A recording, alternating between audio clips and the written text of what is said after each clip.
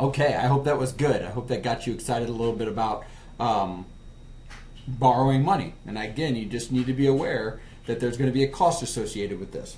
Now in 717, we're going to do the same formula, the PMT formula, but this time we're going to type it out, or we're going to write it out. So we used the logical, or we used the formulas tab and then the financial button, and we went to the dialog box. Nothing wrong with that. I want you to always know that that's there in your back pocket. But I want you to see how the function gets put together too, and show you how you can write this formula.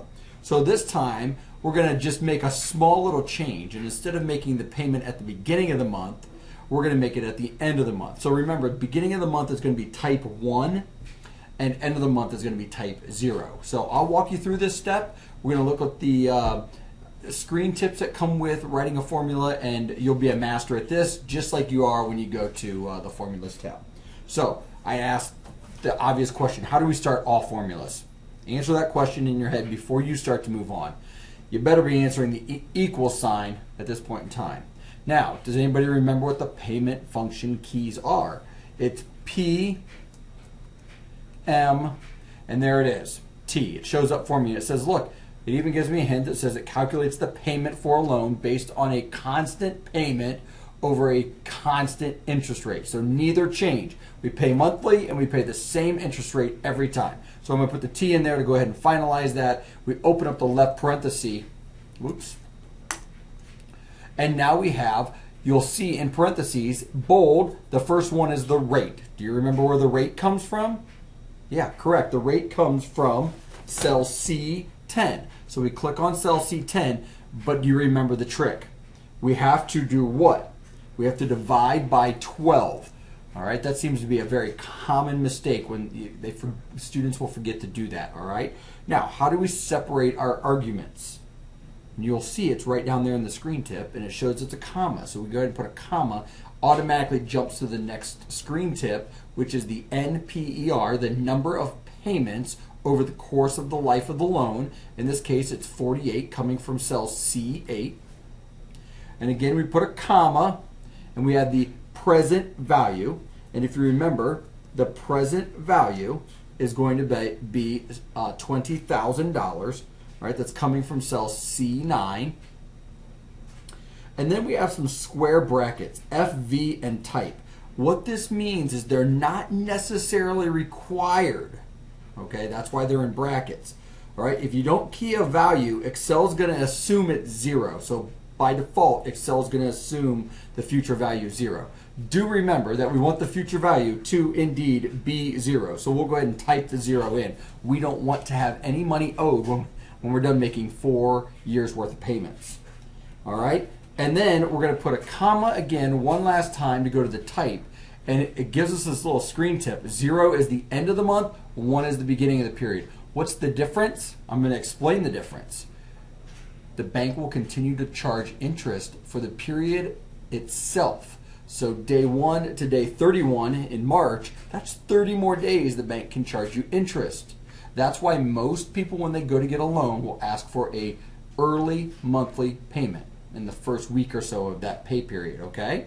Just put that in the back of your head because you might need that someday, right? Put a 0 in there, and then we're going to go ahead and close our parenthesis. That is our formula right there. Simply written, just using the information we have, okay? So let's go ahead and hit enter. Not a huge difference, right? The difference is $459.68. We'll just go ahead and show you the difference over the lifespan of 4 years. So equals, all right, 459.68 times 48, right? That's the number there.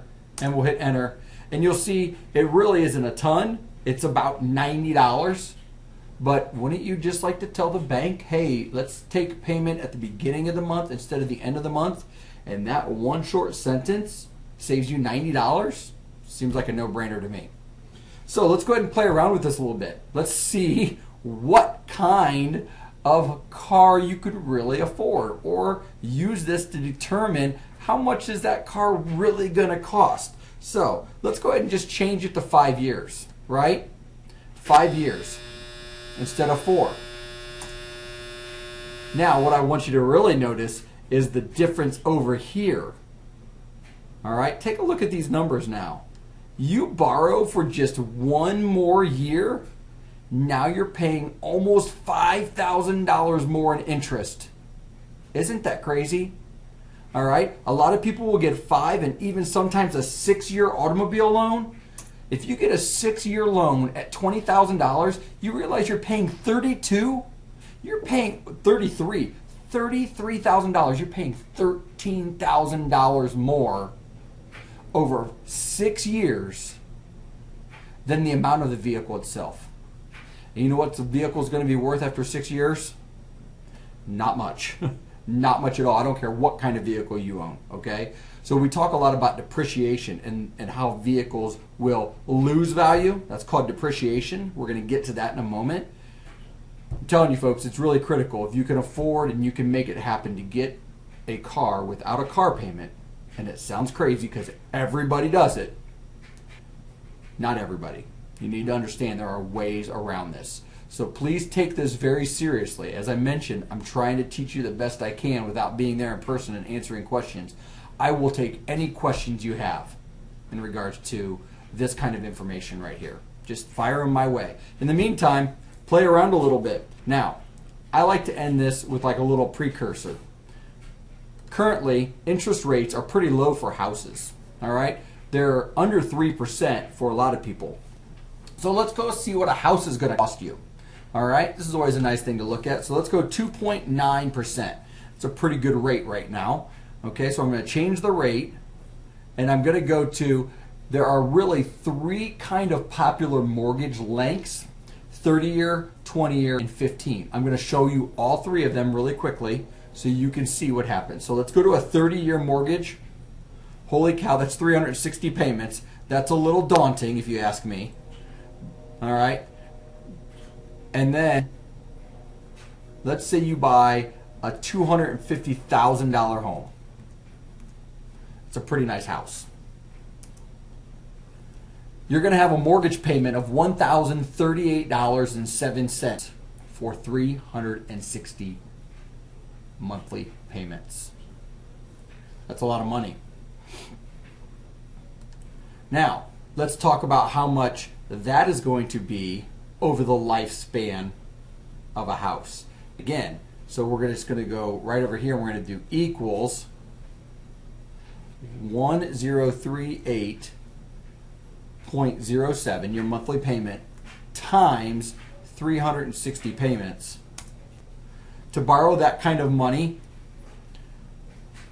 would cost you $373,705. So let's just go ahead and set up a little formula here to kind of talk about that. Now remember, the original value of the home was $250,000. So why don't we just do equals this total amount minus this. You're paying the bank over 30 years $123,705. Folks, that's like 2.5 years of straight work. It's a long time. It's why people also consider the home one of the largest and biggest investments they'll ever make of their life. Now let's change that number a little bit. Instead of going 30, what if you can manage to make payments at 20 years? Now your payment per month is going to go up. Watch. It was $1,038. Now paying $1,370. So about $300 or more. Okay. But now let's do this and see what we get here. If we take equals 1370.70 times 240 payment. Remember, we had about $130,000 that owed to the bank. In this case, we've cut that number in half. So by paying $300 more per month, you save yourself almost $75,000 approximately over the course of 30 years. So I'm going to wrap this exercise up right here with 7-17. Again, a little long-winded, but I hope you're getting some really good information out of this. So please go ahead and play with those numbers a little bit and take a look at the different options available. Sorry, my dryer's done. It's time to swap laundry. Play around with those numbers a little bit. Take a look at them a little. See different things. See what $1 million home costs. What are the monthly payments? I'll tell you what, I'm going to make that a little bonus for all of you. If you've made it this far into my video and you shoot me an email with the number for a $1 million home at a 20-year mortgage, tell me what that payment is at the beginning of the month for the next 240 months, and I'll throw you some bonus points on your next quiz. All right, thanks for staying with me. Let's move on to exercise 718. That's going to be cool. Putting money away for your future.